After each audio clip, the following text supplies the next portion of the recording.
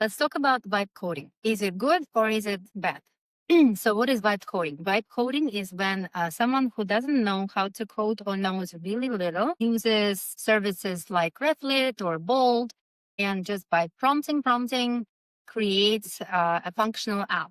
Why is it great? Because in software engineering and web development, we always had this dream that if you, let's say on Sunday morning, you get a cool idea, and by Monday morning, or Sunday night, you have a working prototype app. That's really cool, right? So what is not so great about this? Let's say you are somebody who doesn't know much about coding or knows nothing about coding, but you have a pretty good app idea. And again, you go to Replit or you go to Bold, and you can actually create a functioning app. You can have the interface, you can chat to improve the design as much as it can improve it, right?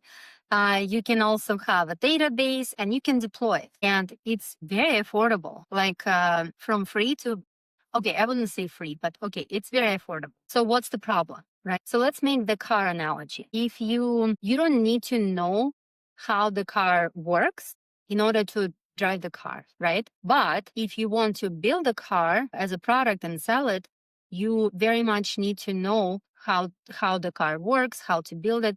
Even if you have some kind of sophisticated car assembling machine, whatever, you still need to know how the car works, because your final product has to be very safe. It will be used by real people, and you need to know a lot to make sure that the final product is very safe and usable. I would argue the same about web apps or mobile apps. They have to be safe. Yeah, nowadays you don't need to know how the code works, how to really build a app, but your final product that will be used by people, I would argue, is just not very safe if you don't know what's under the hood.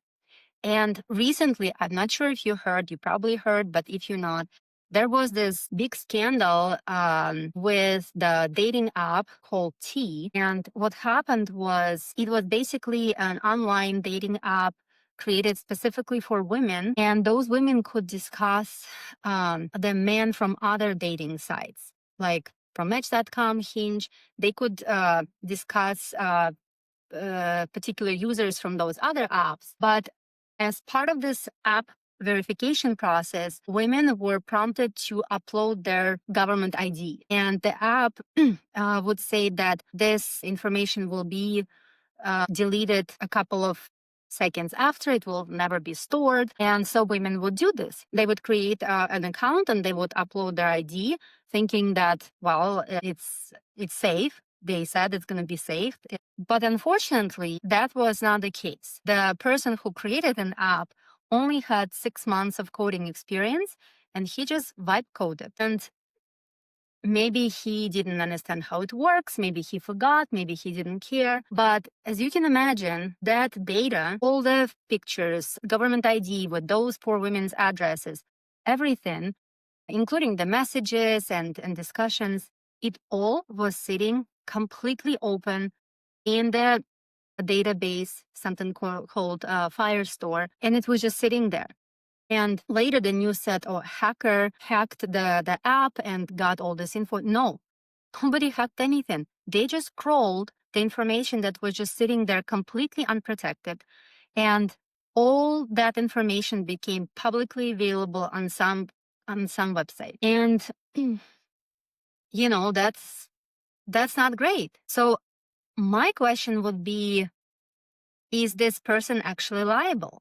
He created the product that people ended up using freely, yes.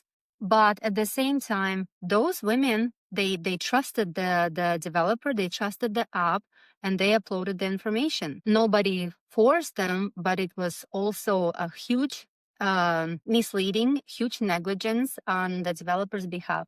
So my question is really, what do you think? In this year of 2025, we do have the ability to create apps without even knowing how to code, but for the final product, right? Not for the prototype, not for some some prototype of the app that can be used with testing data, not real user data, for a final product. Should we really rely on vibe coding, or are we supposed to actually hire a professional software engineer or developer or architect and actually create an audit and to make sure that stuff is safe? I would also like to make an analogy with going to a doctor. Yeah, you can think ChatGPT, for example. It became such an incredible tool lately.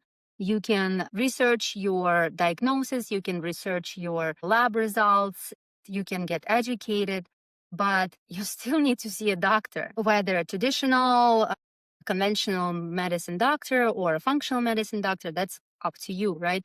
But you cannot rely on AI, at least yet, to where your health or where your money or where your safety depends on it. So that's my 2 cents.